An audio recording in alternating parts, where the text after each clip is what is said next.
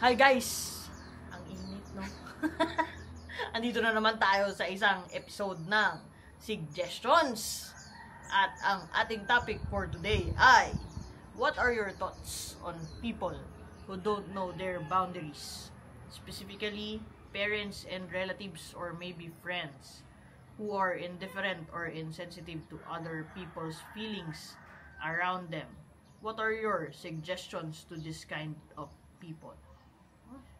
Ang haba guys, maiksi lang yung memory ko. Hindi ko alam kung anong sagutin to. Ano sabi niya sa Tagalog? Ano ang thoughts mo? Ano bang Tagalog ng thoughts? Ano ang take mo dun sa mga people na walang boundaries? Wala akong pakialam sa kanila. Joke lang. Hindi pwedeng wala kang pakialam, no? Pero kasi kanya-kanya kasi tayo ng paano i-take yung isang bagay, di ba?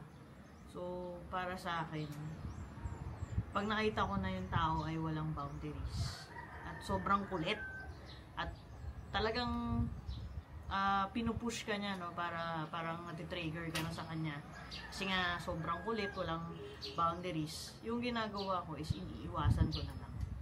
Sinasabi ko na doon sa tao na parang eto yung take ko, and then kung magkaiba tayo ng take, then agree to disagree na lang tayo. Hindi mo kailangan pilitin sa gusto mo, and hindi rin kita kailangan pilitin sa gusto ko, di ba? Kung hindi talaga tayo mag-agree, di agree to disagree, di ba? Tapos yung usapan, ayoko nang pahabain pa yung mga usapan sa mga taong sarado naman ng utak. Kasi hindi ka mananalo doon, di ba? Nasaan yung peace mo doon? Mamili ka. Makikipagkagulo ka doon sa mga taong ganon, or matutulog ka ng mahimbing na hindi mo sila iniisip, di ba? Mas okay na piliin mo na lang yung peace mo eh. Sa mundong to, ang dami ng bagay na kailangan mong isipin para paano ka mag-grow, di ba? Paano ka mas yayaman, no? Paano ka mag-i-invest? Paano ka magkakaroon pa ng maraming passive income, di ba? Yun yung mga kailangan mo isipin eh.